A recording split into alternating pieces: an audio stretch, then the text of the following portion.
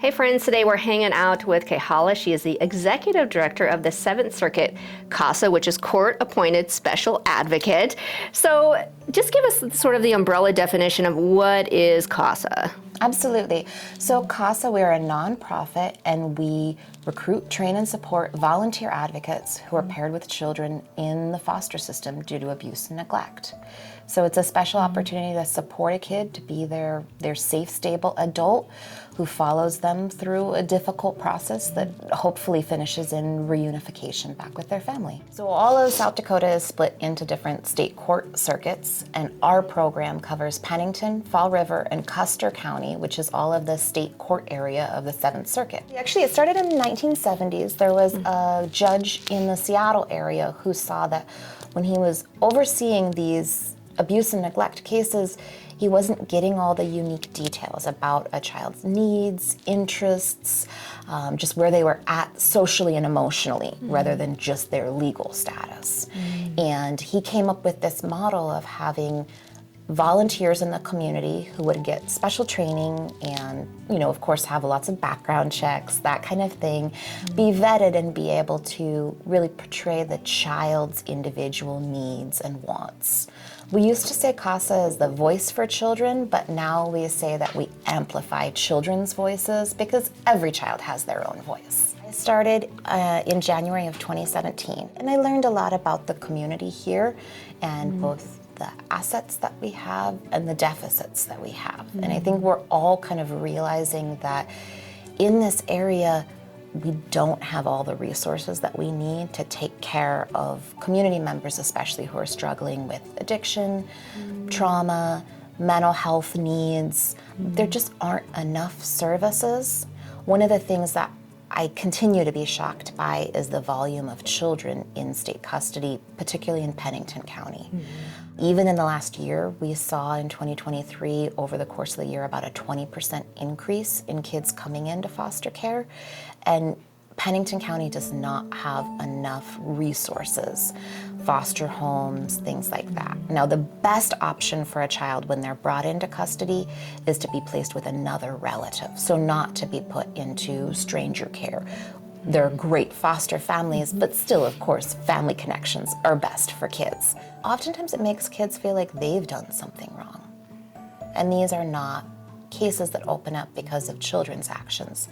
These are cases that open up because of adults' actions and because of the tremendous amount of trauma that some adults are living with and their inability to balance that and the safety of the children that they have in their home. Once a volunteer is assigned to a case, there are plenty of attorneys to deal with the legal aspects of what was going on. What we need are adults who are gonna just meet children where they're at, get to know them, and connect with the other providers in their life, whether it's a placement, a teacher, a daycare provider. Just get baselines on what's going on for kids, what needs to be addressed, what might not be being considered right now. So make sure that people have that little extra support. So CASAs can help advocate. Just a lot of it is connecting different parties and communication on the logistical end. And then really a lot of it is just hanging out with kids and letting them have some safe, fun time. For little ones, it might just look like play. For older ones, it might be helping them plan towards their future, making sure that they have somebody who, does a cooking project with them or talks to them about what career readiness looks like. When there are hearings, advocates submit a letter to the judge expressing their experience of the child and if there's any concerns or recommendations that they have, and make sure that the child's individual circumstances are at the center of the case.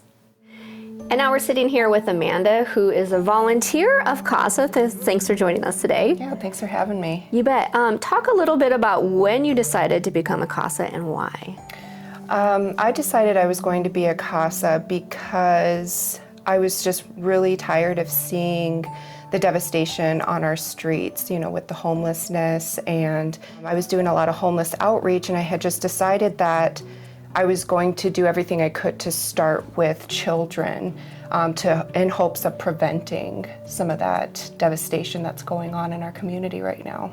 It can be really tough, being a volunteer, but it's very rewarding at the same time. You're learning about what is going on in this child's life, and you just want to do everything you can to prevent them going down, the wrong path as they continue to grow up. These children are future leaders in this world, and they deserve to know how special they are and how loved they are and how important they are, for our community. It is so important because, like I said, these children are our future leaders. Being a mother and seeing, these children not having somebody tuck them in every single night, on a day-to-day basis and tell them that they're loved and they're special and they're important.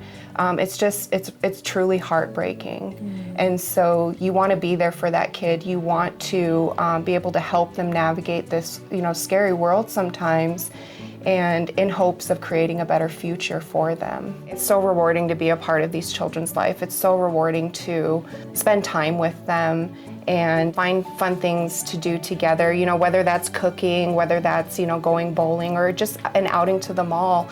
These kids, they just want to be kids, and it doesn't, cost anything to be a volunteer.